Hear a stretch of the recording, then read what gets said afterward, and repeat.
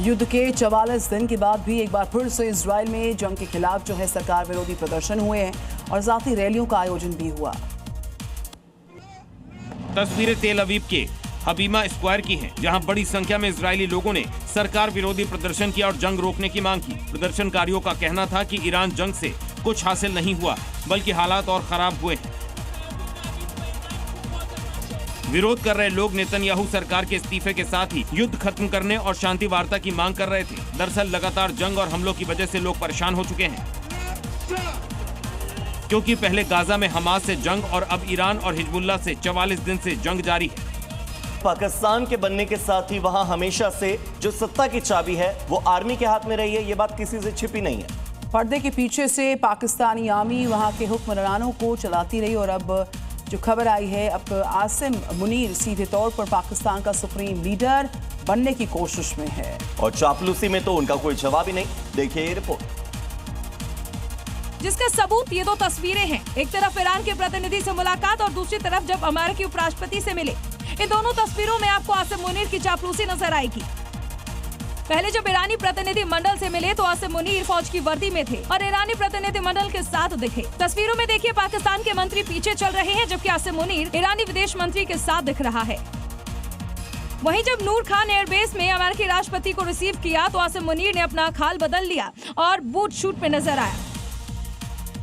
Iran और America की वार्ता के बीच यूएस का बड़ा एक्शन देखने को मिला। हॉर्मुज से माइंस हटाने की तैयारी कर रहा है यूएस ने 2 डिस्ट्रॉयर भेजे और डिस्ट्रॉयर ने हॉर्मुज में अपना पूरा अभियान शुरू कर दिया। अमेरिका ने 2 घातक डिस्ट्रॉयर्स भेज दिए हैं।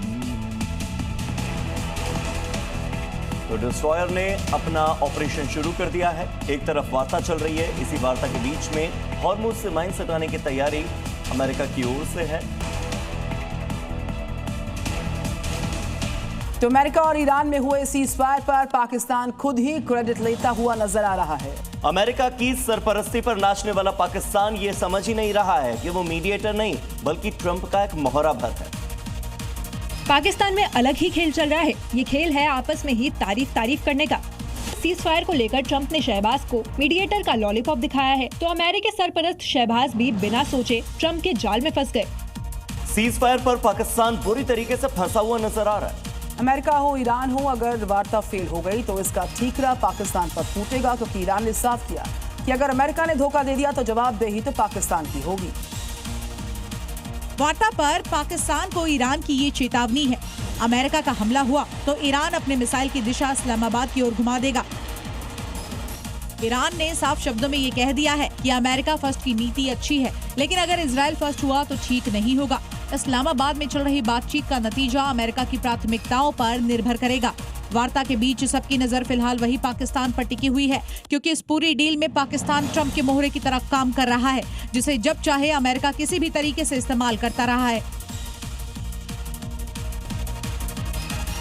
तो अमेरिका और ईरान के बीच मध्यस्थता कराने के बहाने पाकिस्तान पूरी शिद्दत के साथ अपनी आतंक वाली जो छवि है, आतंकिस्तान की जो छवि है, उसको दुनिया की आंखों के सामने से ओझल करने की कोशिश में जुटा है। चाहे वो वेंस के विमान को एस्कॉर्ट करना हो या फिर इस्लामाबाद के होटल सरीना को कर्ज मांगकर चमकाना। लेकिन दुनिया इतनी आसानी से पाकिस्तान के इस इमेज को स्वीकार नहीं करने वाली है। यहाँ तक कि अमेरिका और ईरान भी जो उसकी मौजूदगी में वार्ता के लिए जुटे हुए हैं। भारत में भी एक सियासी धड़ा इसे पाकिस्तान के भारत पर दबदबे के तौर पर देख रहा था, जिसे लेकर अब शशि थरूर ने बड़ी टिप्पणी की है। अगर वार्ता सफल रही तो ये दुनिया के लिए अच्छा है, लेकिन पाकिस्तान के लिए तब अच्छा होगा जब वो आतंक से नाता तोड़ेगा।